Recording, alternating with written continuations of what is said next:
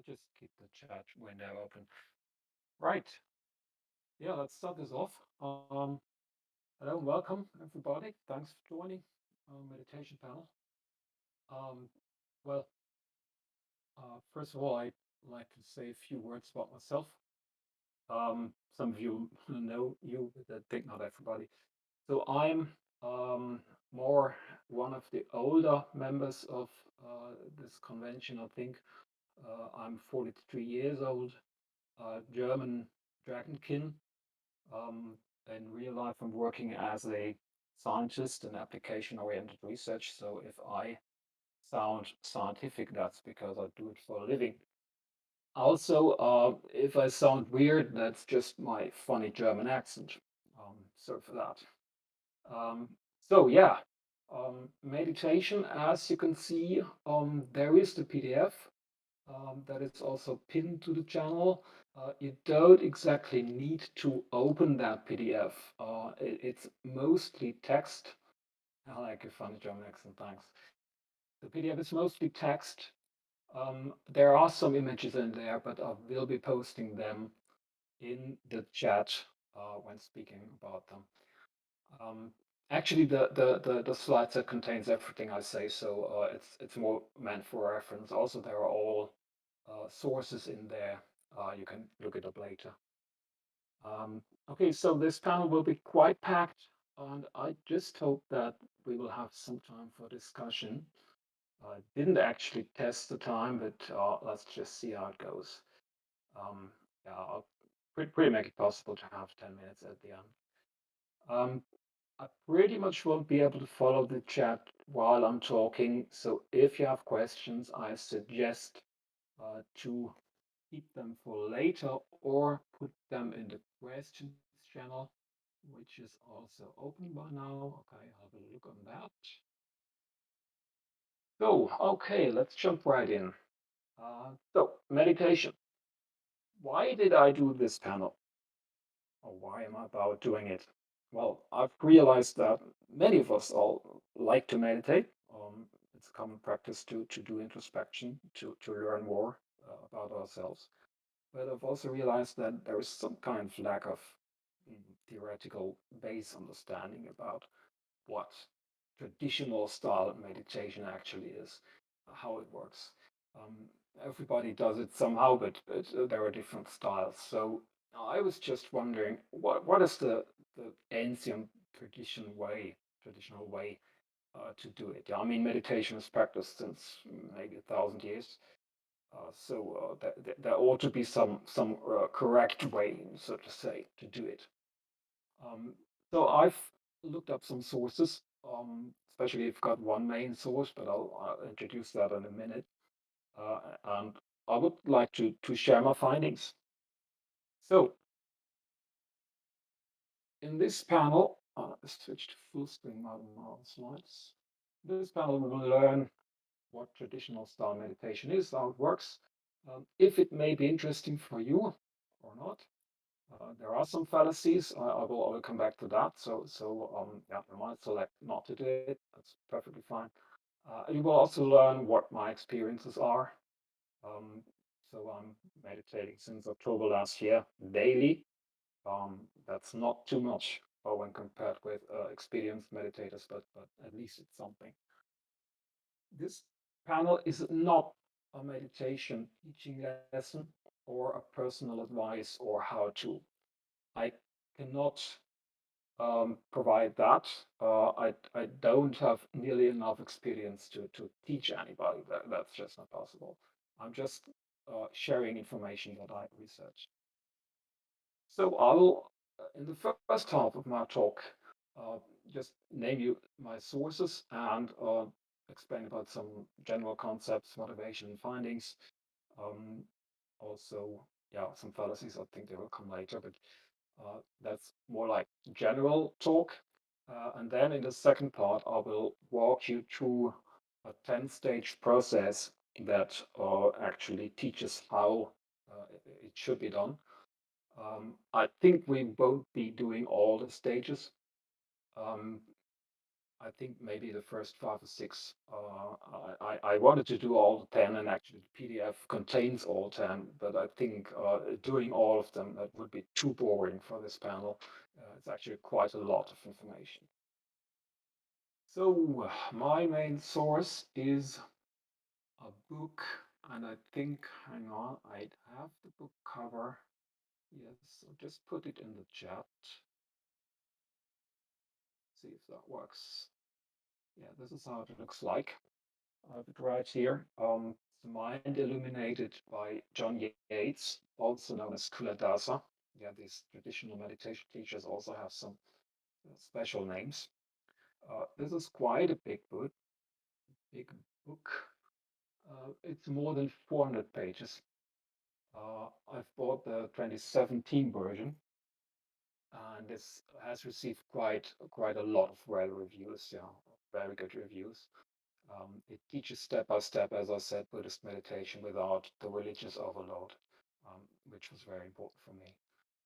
So the author was professor for physiology and neuroscience, later worked in alternative medicine, and has over 40 years of experience with Tibetan and Theravadan Buddhist traditions. I'm reading this from the book back cover, actually. So this is quite something.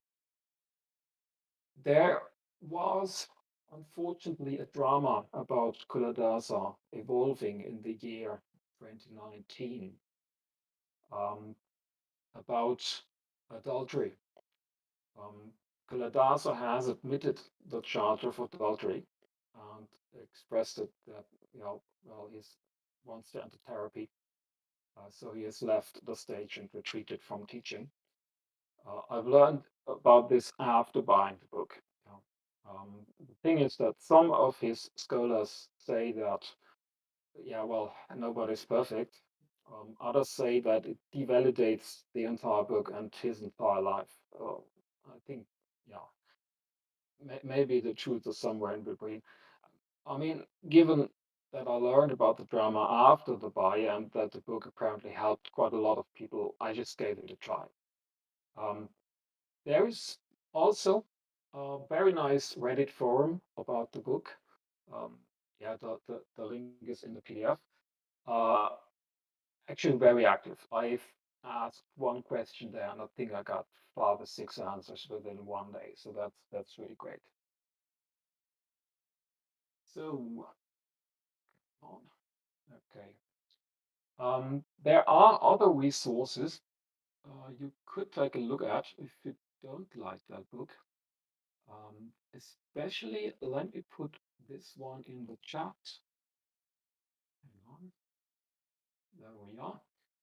This link I just posted is called "With Each and Every Breath" from Tanisira Bhikkhu or something like that. I don't know how to pronounce.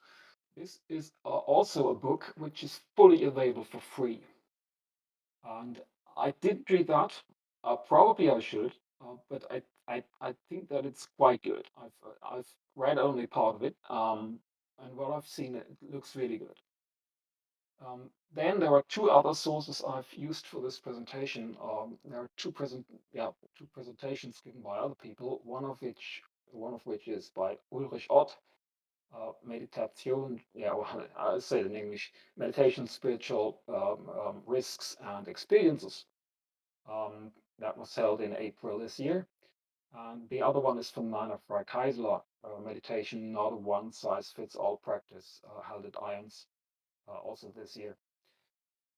So let's jump in to the general things. Timing is still good.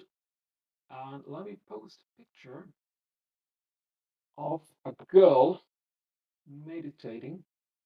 Oh, hang on, that didn't work. I need to do it like this. Okay. Yeah. If you ask people about what does meditation look like, they will probably come up with something like that. You see a girl in a typical pose, legs crossed in a very typical way, um, hands held on their knees, fingers held in a very specific way, eyes closed, sitting very upright on the floor. If this were a movie, then you would probably hear her saying something like "om" or something like that. Yeah. Yeah. So, does it have to look like that? No, it doesn't. Actually, there are several ways of doing this. And most importantly, you can use anything you want to make your sitting comfortable. You can use cushions, you can use cloth, you can use a chair, anything, yeah, some back support. You can even do lay down meditation. This is not recommended because laying down, yeah, you just tend to fall asleep. Yeah. But it's recommended to be sitting. When I started meditation last year, I was sitting on a cushion on the floor, but my problem was that one of my legs always got numb after 20 minutes or something. And that was very annoying. I just couldn't get that away. So nowadays, I'm using a nice and comfy chair. I'm using also some cushion, so that enables me to sit for, yeah, if I like, I can sit for 1.5 hours, but normally I'm doing 30 minutes to 45 minutes. Culadasa recommends 45 minutes. Um, but yeah, you can see doing this every day, there's really some work that needs to go into it. Okay, about the Om saying, there is no such thing. Culadasa doesn't mention that at all, and I have no idea why, or why the people always are saying Om in the movies. There is also no such thing as yeah, well, using incense sticks. Of course, you can do all that, but this is not required. You don't need to cross your legs like this. You can sit otherwise. I don't do it. Also, it even doesn't need total silence. Yeah, I mean, if there is some sound, some commotion going around, it's perfectly fine. A really experienced meditator can meditate in any environment, actually. Yeah, breathing is has some relevance, but it might not be so relevant as you might think. Uh, well, most meditation teachings I hear, they teach you, yeah, just breathe in, breathe out, and I was always wondering why the heck do they stress that so much? What I've breathing, I've been there, I know that, I can do it, and I just didn't listen to that. But now I understand why it's actually important. I'll come back to it. Also, there are some kind of misconceptions about this. One thing is that meditation, it should be always relaxing. The thing is, sometimes it's not. Sometimes it's rather disturbing. Also, meditation does not turn you into a saint or into a guru. It actually, well, my impression is that it doesn't change who you are. It was one of my major concerns.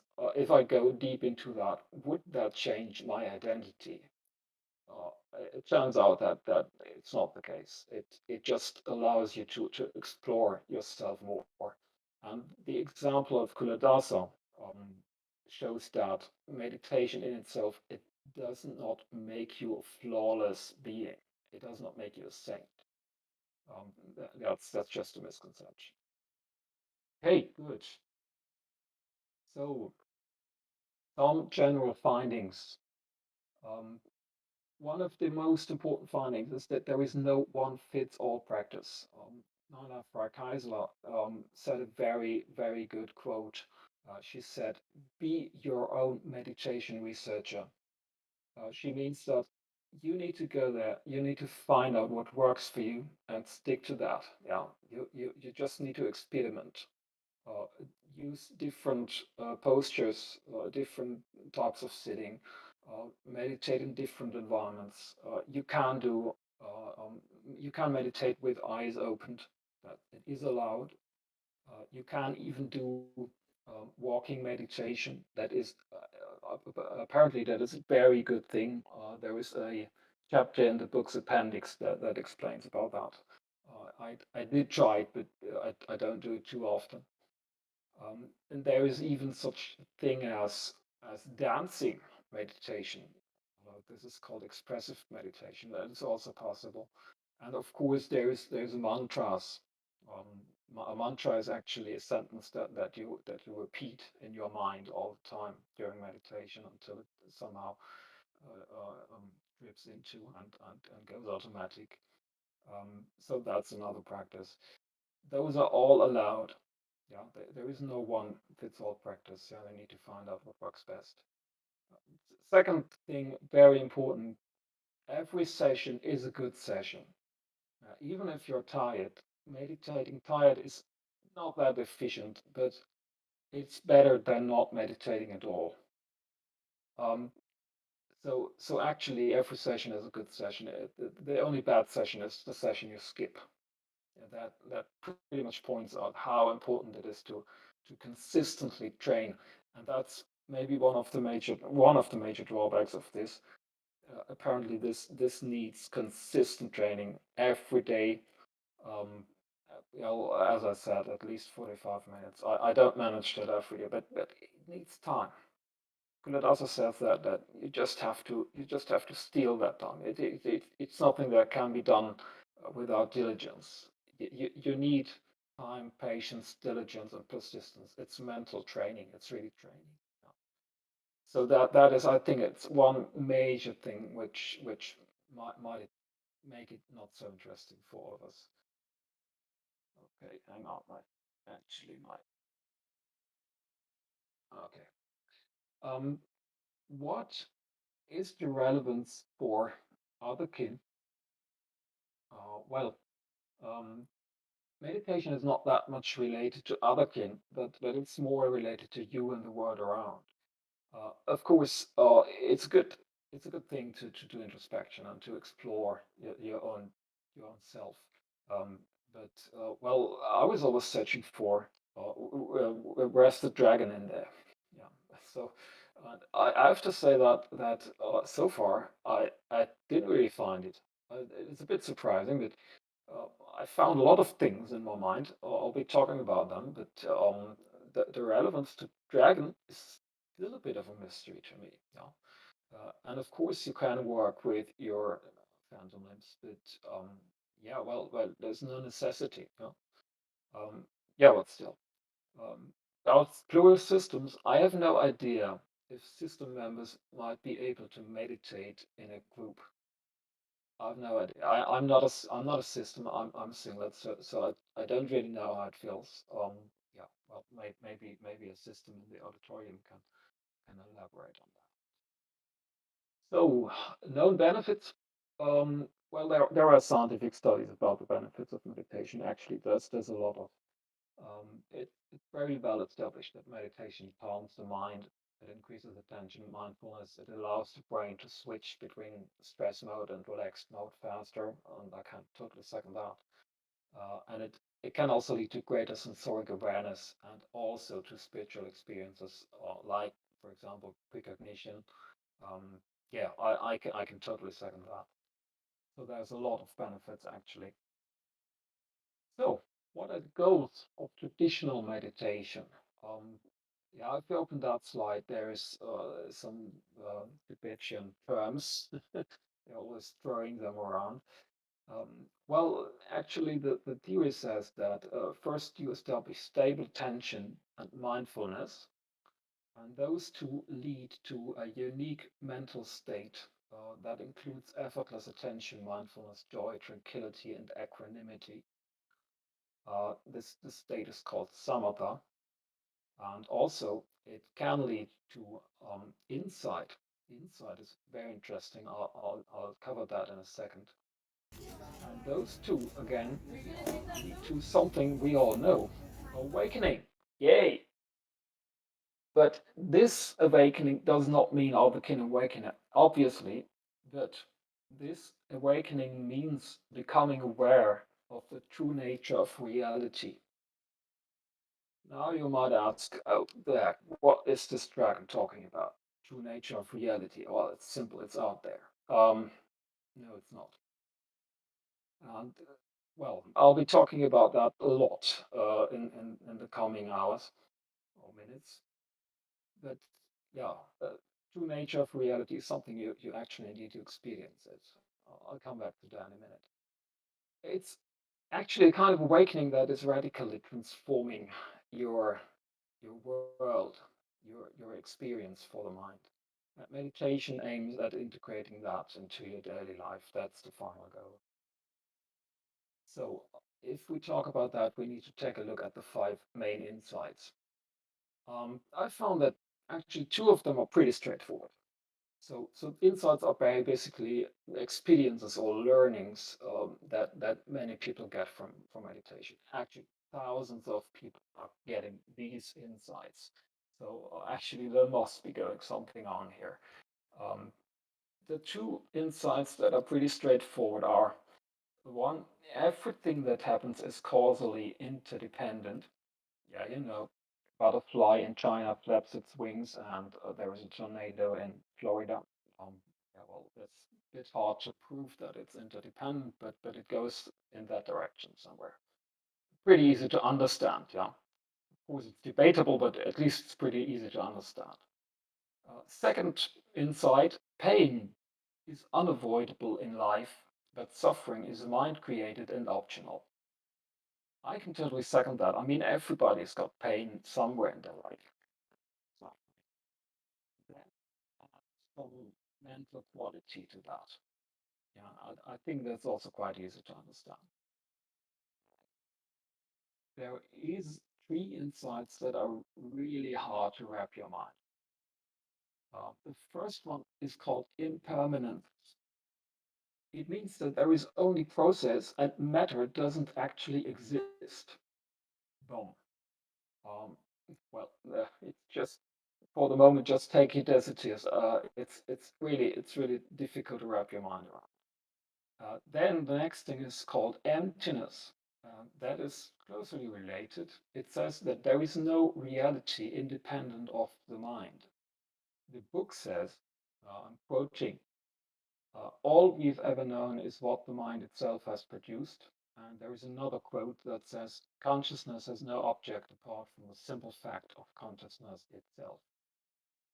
That points into a direction that everything that is actually part of reality is not really out there, but it is something that you experience in your mind, which is actually pretty straightforward. Yeah, I mean, there is no such, there's no thing in reality that you don't experience in your mind. Everything, it's all in there. Yeah, it's all in there. Um, but there is some added quality to all of that. Actually, this tells that yeah, there is no matter. The mind is creating reality. Reality is not independent of the mind, so they are entangled. Yeah. The last insights is called no self. That tells that the self is not independent.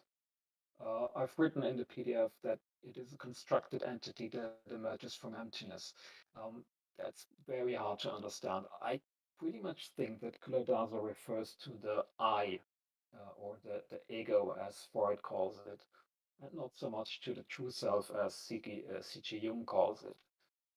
Um, that notion of no self is a bit really hard to wrap your mind around because it somehow leads to nihilism, which is actually not what it's saying. There is a self, only that the self is not independent from all the other selves, or from everything else. Yeah.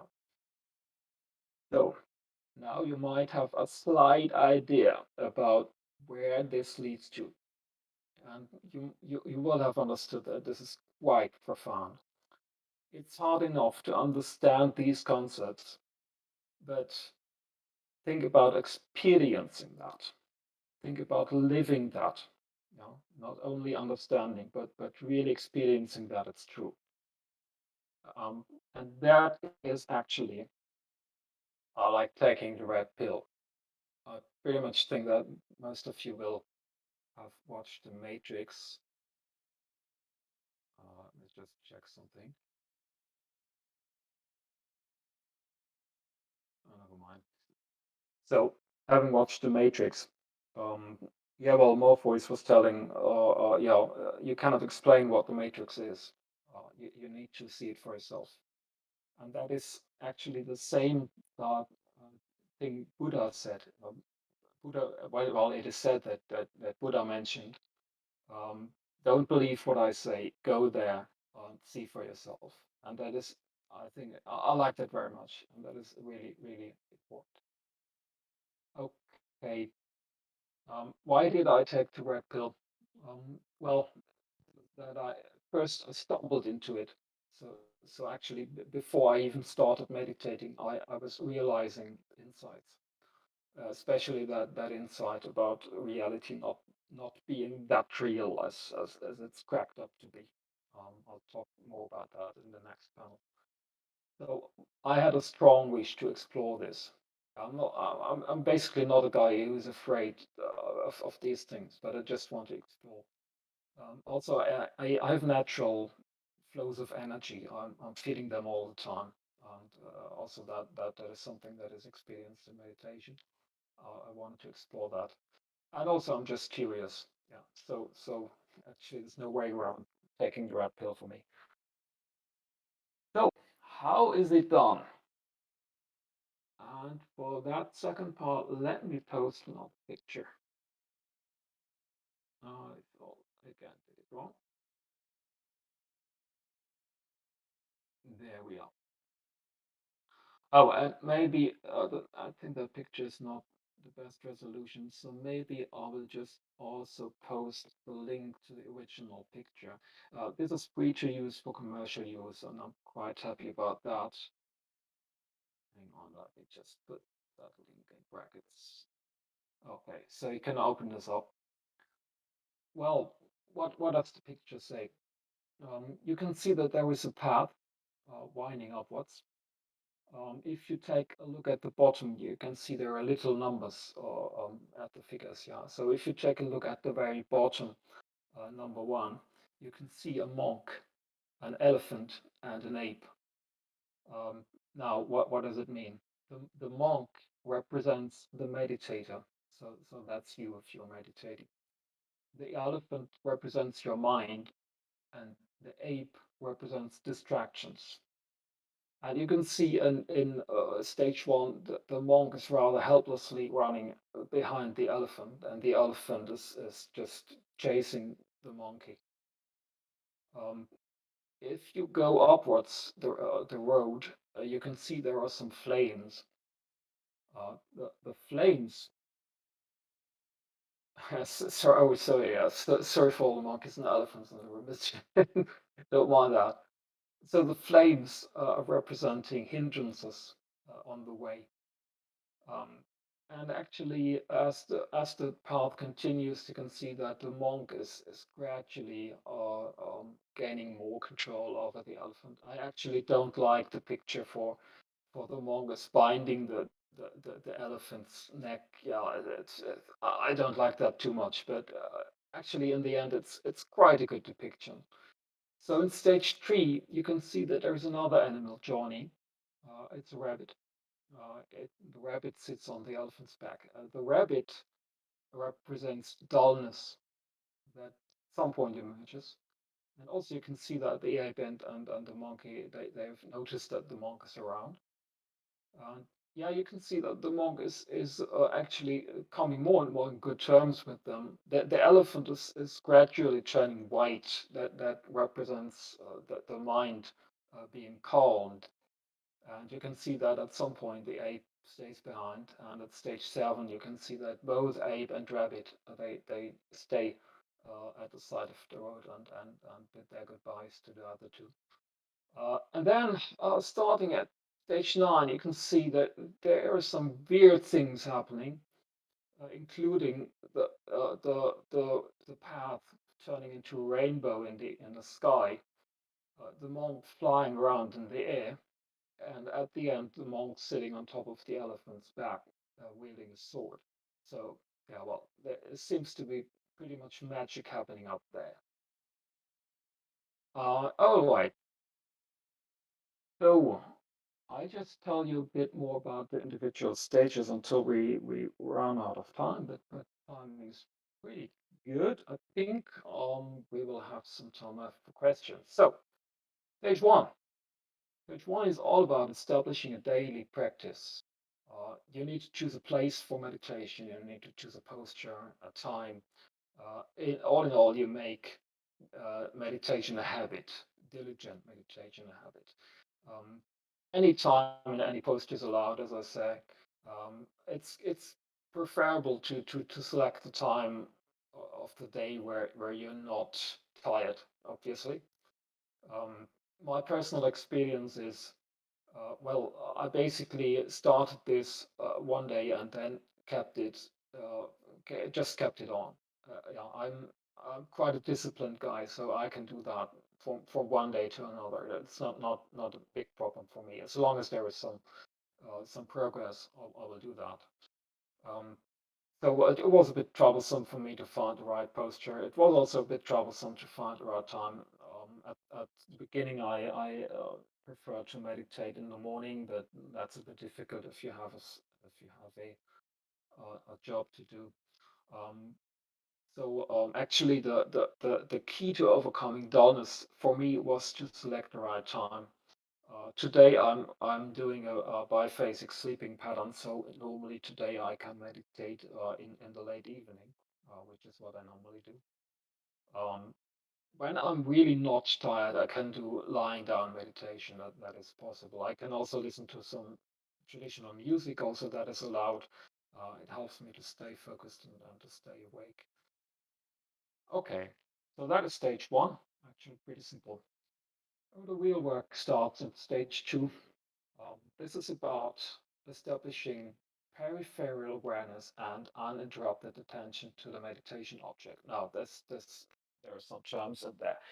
Peripheral awareness is to be aware of everything that is around you, including sounds, including feelings, including your bodily feelings. And awareness is different from attention. Attention is the point of your surroundings or also your inner mind you focus on.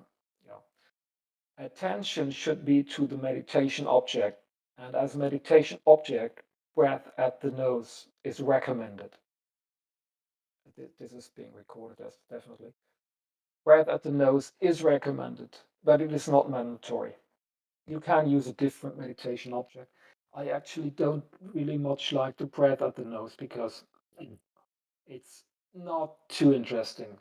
You know, it somehow feels a bit unnatural to me. I mean, all this human body stuff. It's yeah, well, it's wrong anyhow. So breath at the nose includes that. Somehow I don't like it. On the other side, it's quite simple to focus on. Yeah, it's got quite a lot of sensations. You would be surprised. So I've used it most of the time. Um, then one other very important thing in that stage is that you will have so-called aha moments. That works like follows. You focus on the meditation object for a while, and then at some point your mind gets distracted, and you're thinking about preparing dinner, or you're thinking about your panel at Overcon or anything, your job. And then some point eventually you will notice that you don't think about the meditation object anymore. And then you will have the typical feeling, aha, catched you, and you will return to the meditation object. Now the key in that stage is how to handle that in a positive way. Uh, the key is to not um, be sorry for having left the meditation object, but you need to apply some positive reinforcement. You need to actually say, hey, thank you for noticing. Thank you for getting back to the meditation object. This is a good thing. Yeah. These aha moments are actually exactly what you want to have in that stage, and we all know them. They are normal, and these are actually exactly what you want to have. Um, in that stage, I ramped up my session duration from 15 to 30 minutes, later went to 45 minutes. Yeah, I've talked about breath at the nose. So that is this one. Then, stage three. This is about starting overcoming mind wandering and not forgetting the meditation object. Um, it's much about training the mind to catch distractions. and also strengthen introspective awareness. Introspective awareness is being aware of what happens in your mind. There are several techniques for that, including closely following the breath, labeling of distractions. That means after I had an aha moment, you just put a label to how it came to that. Yeah, you just yeah, you realize, okay, I've thought about preparing dinner. Yeah, so you to put a label on that. Another technique is to intentionally turn attention inwards rather than listening, rather than being aware of the sounds around you. Um, Also, at that stage, the rapid occurs, dullness and drowsiness emerge. If you're getting drowsy, there are several techniques to counter that, including opening your eyes, that is allowed, also tensing your muscles, standing up, doing walking meditation. Those are typical techniques to counter dullness. Actually, for me, the key to overcoming dullness was really finding the right time to meditate. If I'm tired, I'll just get dull, and I would need to apply the techniques I just mentioned. All of these needs very much focus and diligence, but actually, to me, it felt somehow logic and naturally. Also, at that stage, I've written down, actually written down a lot in the book. The book's been really worked with, and at that stage, I've written down that my mind, or the mind, may be observed constructing reality, um, which is quite interesting. I could at some point I could somehow actually feel how reality comes about. Okay, going through there quite quickly, but I think okay. Stage 4. This is about overcoming distractions. There are two types of distractions: gross distractions and yeah, less gross distractions. The stage is handling gross distractions and strong dullness. It's also becoming more aware of mind's own activities. And in that stage, something very important starts that is called emotional purification of the mind. Um, I will just stress the last bit because that's quite important.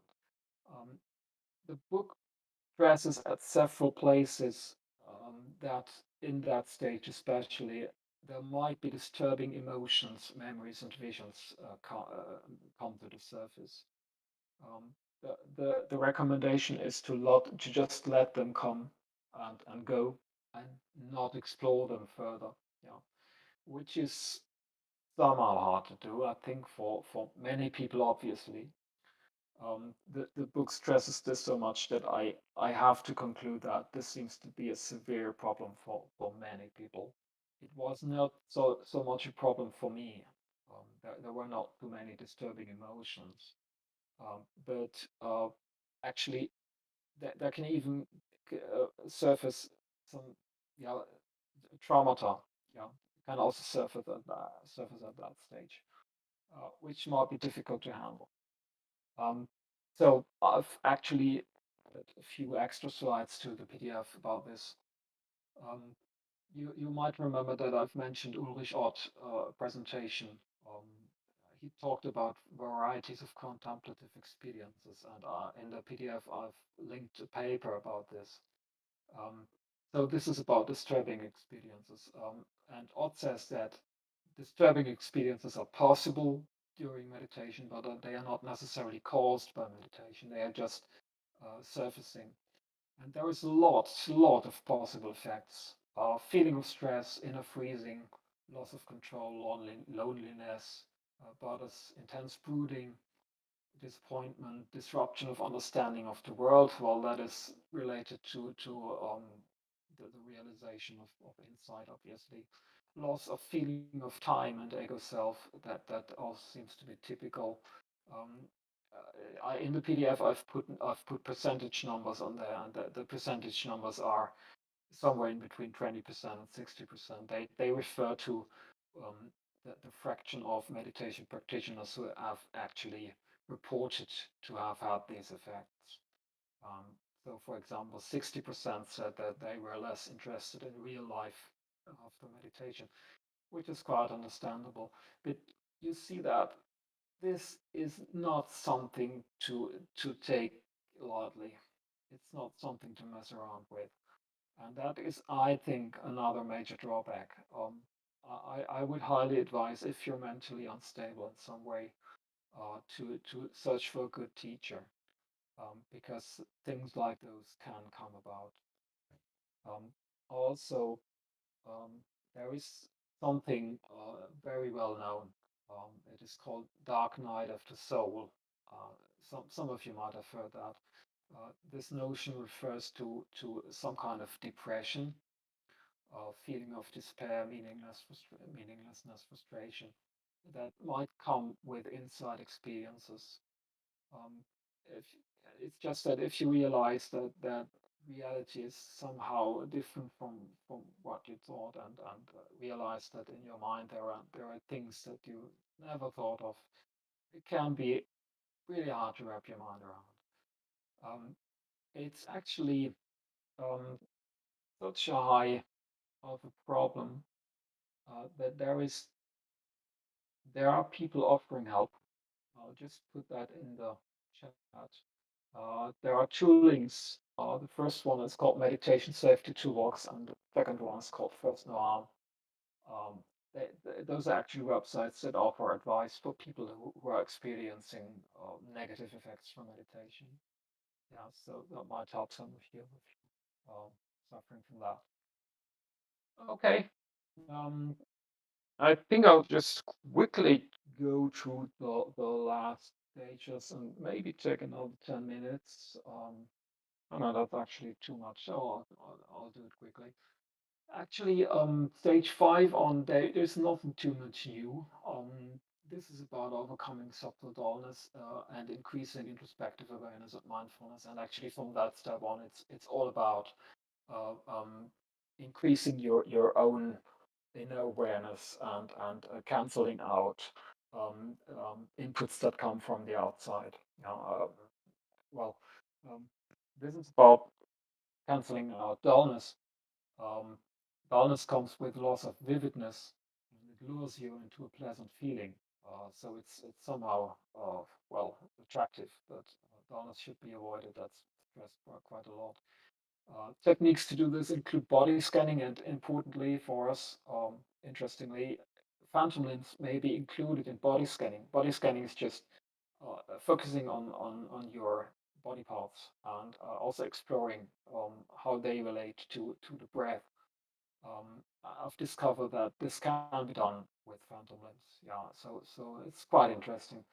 Phantom limbs have they are not so much different from quality from real limbs at some point. Yeah, but um, of course they are not physical. But well, from feeling they can be very similar. Also, strong energy flows, rapid eye movements might occur in that stage, and actually also in the other stages. I'm feeling all strong energy flows. I can control them to a certain extent, but um, those are actually quite pleasant. Um, Stage six, let me just scan this if there is anything important here. Yeah, it all goes into the direction of holding conscious attention to observe more and more details of the meditation object and ignoring everything else. Also, observing more and more details of what's going on in your mind. You ask questions like, "Hey, um, how does the mind feel right now after I had an aha moment, or yeah, at some point, and how does that compare to this a previous feeling in the same session, or how does that compare to the feeling in yesterday's session, and so on and so on. So you explore more and more subtleties. Um, okay, I think there's not too much to tell more. Yeah, and at some point you're supposed to reach a kind of flow state where your attention is actually stable. That state is called jhana. And actually, I'm able to reach it, but only for a short amount of time.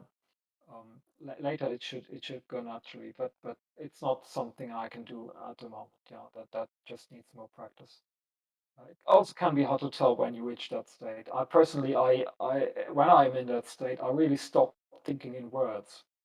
You could also relate it to a mental shift. It's actually quite a lot to do with it. So I am just more or less floating and not really thinking in words. There is another thing that should arise somewhere at that point, and it refers to meditative joy. The Sanskrit word for that is piti. There are many levels of piti. If you're meditating, then you will have probably experienced grade one piti.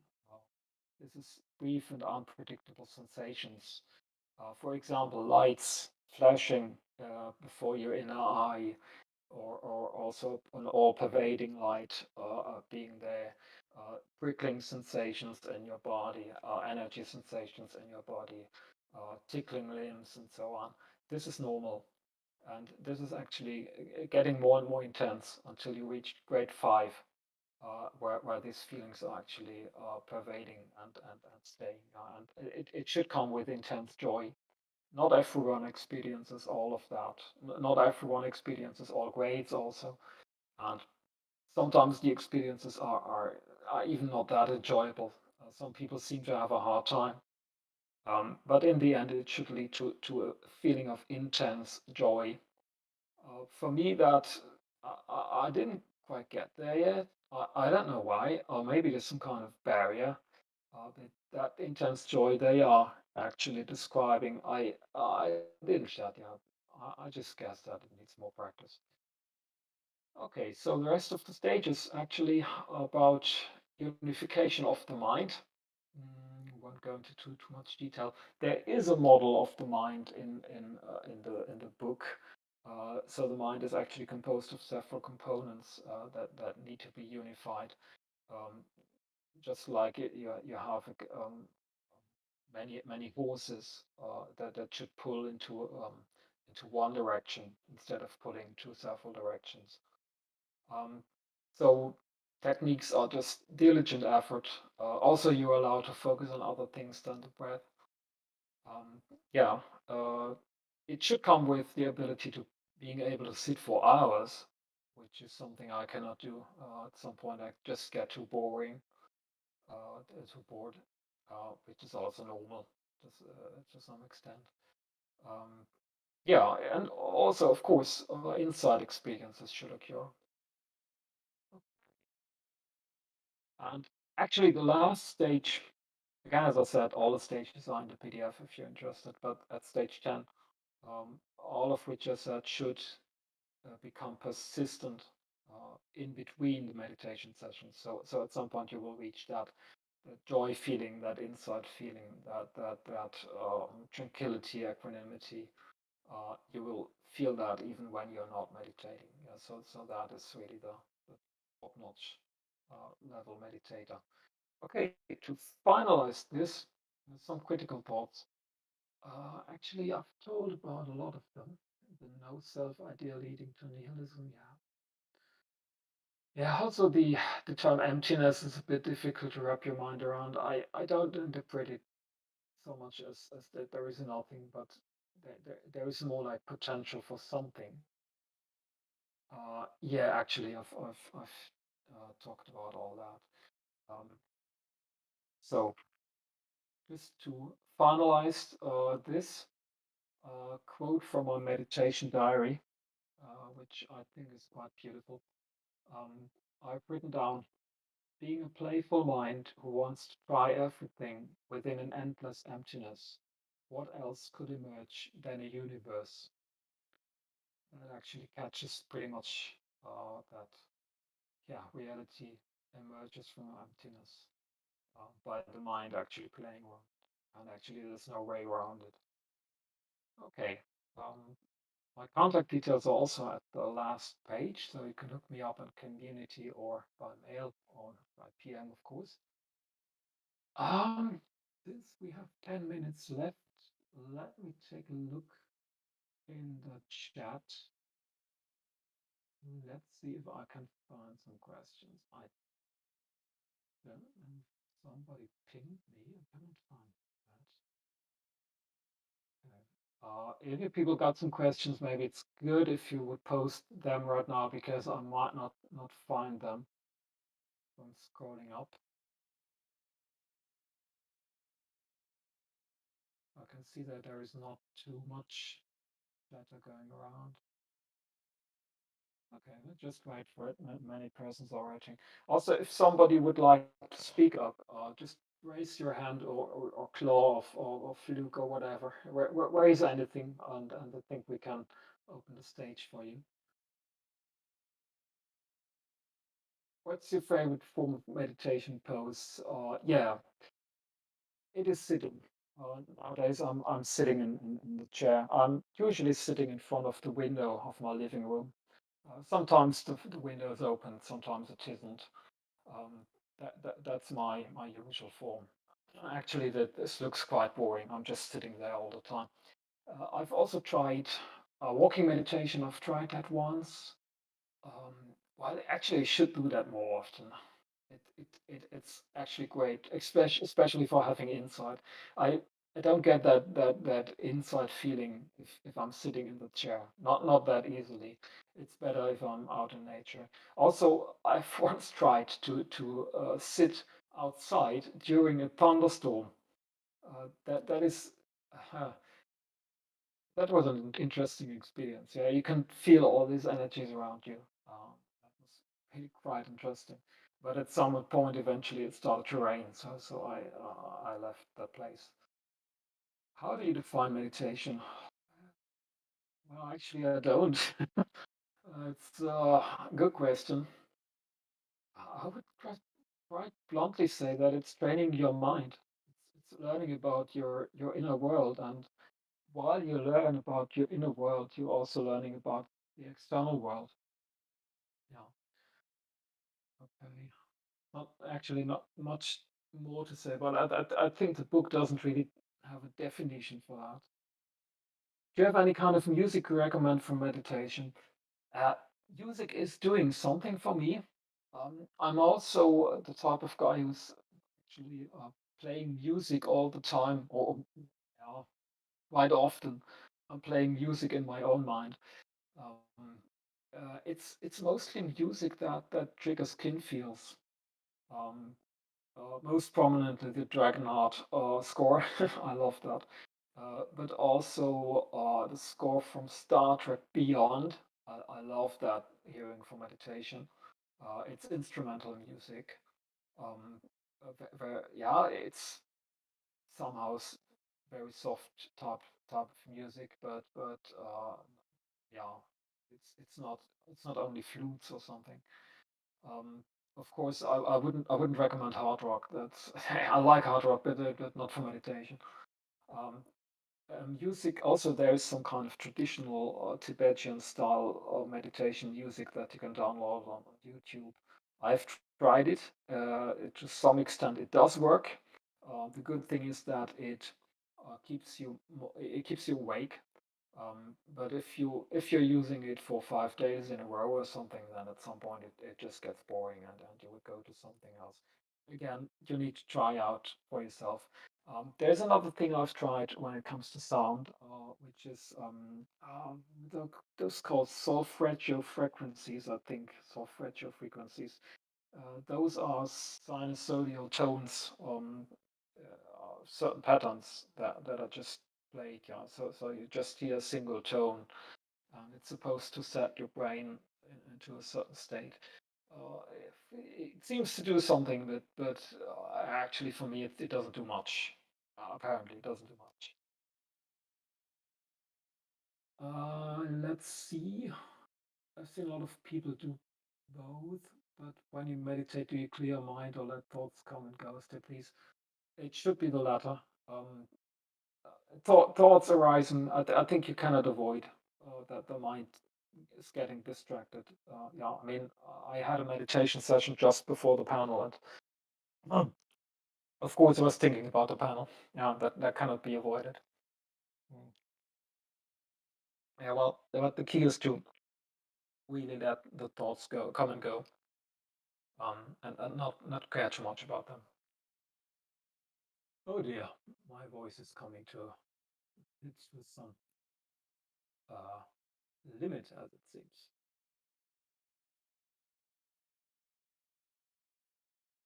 Symphonic metal. Yeah, it could work. It could work. Oh, Nightwish. I love Nightwish. Nightwish so great. But most thing I didn't try Nightwish. But yeah, I pretty much think it could work if it's not too loud. Yeah. This is more or less the type of music I would also recommend.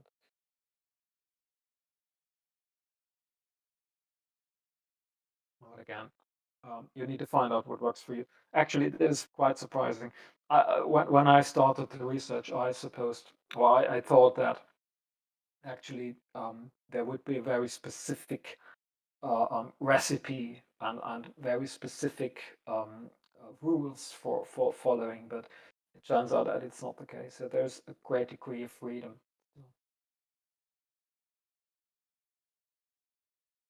Oh yeah, there's already some meditation playlists. There's a lot of them actually. So there's super high amount to choose from when it comes to music. The difference between trance states and meditative states. I don't know too much about trance states, so I'm not fully qualified to answer that. But from my viewpoint, meditation could lead to trance-like states. Yes, um, I'm really not too sure because I don't think I've experienced trance states. Um, Trance is oftentimes connected with dancing or burning some incense and some, or sometimes some drugs. I never did that. Um, yeah, pretty much that the difference might not be so high. Light trance state, yeah, that's possible. Obviously, it's quite different. It's quite difficult to reach that meditative state or trance state, especially for me because I have quite a stable mind and a very strong mind. I have trouble to let go, so to say.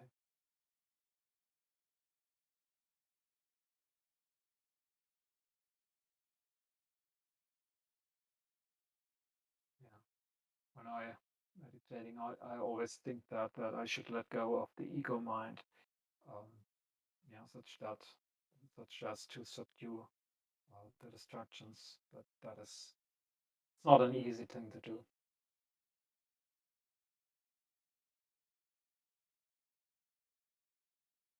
Is it common to see your kin form when meditating? Um, when I'm meditating by the book, I don't see it. Actually, I don't see it at all, unless it's pretty much something that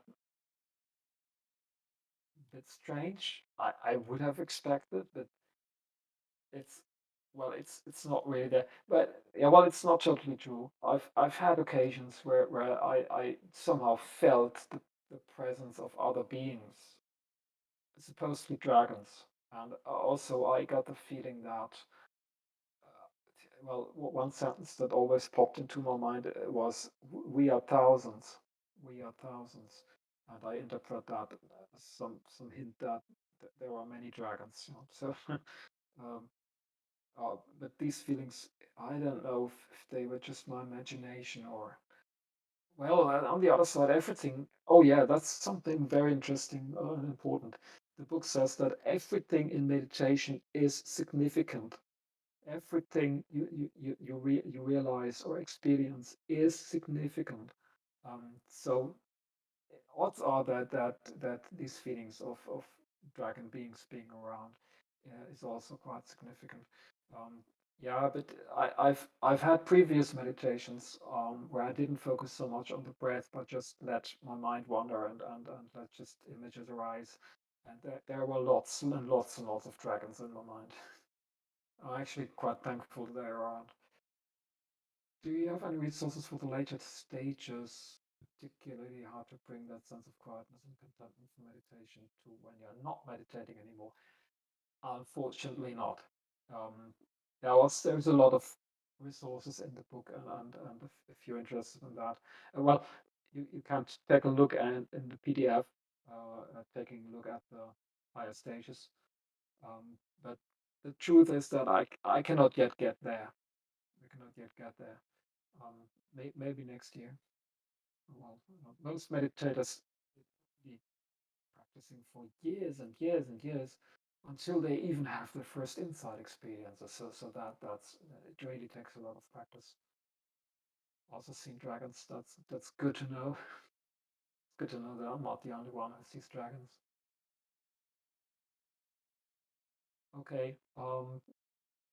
Fox, we are running a bit out of time. Actually, yeah, 1 hour's up. So I would say let's conclude this. Also, I will also have the next panel just in the same panel room. Um, and let me just pick up a cup of coffee and then I'll return and see you. Okay, you can come back to me at any time using PMs, as I said. I'll also have a look at the chat and see if there are additional questions. Okay, see you in a minute.